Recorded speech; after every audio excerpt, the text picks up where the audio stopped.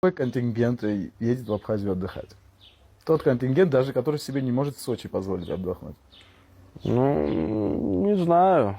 Ну, потому что Там инфраструктуры практически нет, да, Даурке, как я знаю. я Не, ну тоже знаете знаю. как, там получается делается все, что рядом с побережьем, там могут покрасить, там, знаешь, забор Это не покрасят, скажут... инфраструктура Не, покрасить. я понимаю, ну то есть какие-то моменты делаются там, где турист есть. Да. А что там дальше происходит, это уже Да, ну, в никого основном- не В интересует. основном, В в И основном вот, уже в частных домах они арендуют да, квартиры. вот мы сегодня ехали, вот честно, это так, хочу пример привести. Вот мы сегодня ехали, когда по дороге сюда, и я такой обратил внимание, что вот по центру дороги вот эта лужайка есть, и там вот эти фонтанчики в разную сторону воду пиляют, ну, пуляют туда-сюда.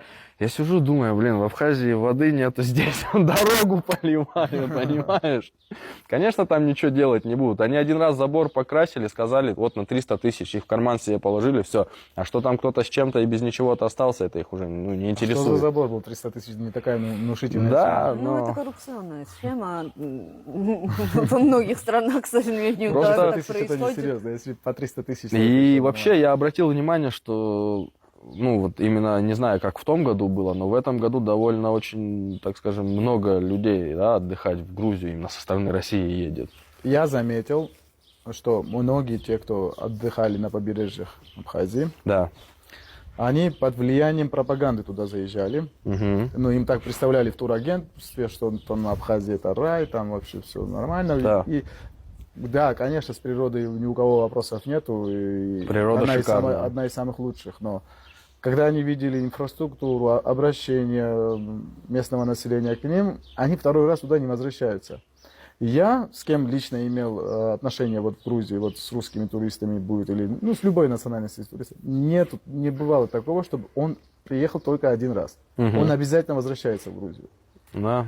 Вот потому что наша инфраструктура выстроена, она работает, они доверяют нашим правоохранительным органам Мгм. и видят то, что как минимум в Батуми безопасно. Что касается, опять же, инфраструктуры, на самом деле, да, вот вы правильно говорите, потому что за столько времени, сколько Россия выделяла денег и выделяет на Абхазию, то есть, да, там по 7,5 миллиардов в год, Абхазию можно было уже отстроить заново, 2-3 раза точно. Но абсолютно, да, вот природа шикарная, с этим не поспоришь, там, ну, благодать.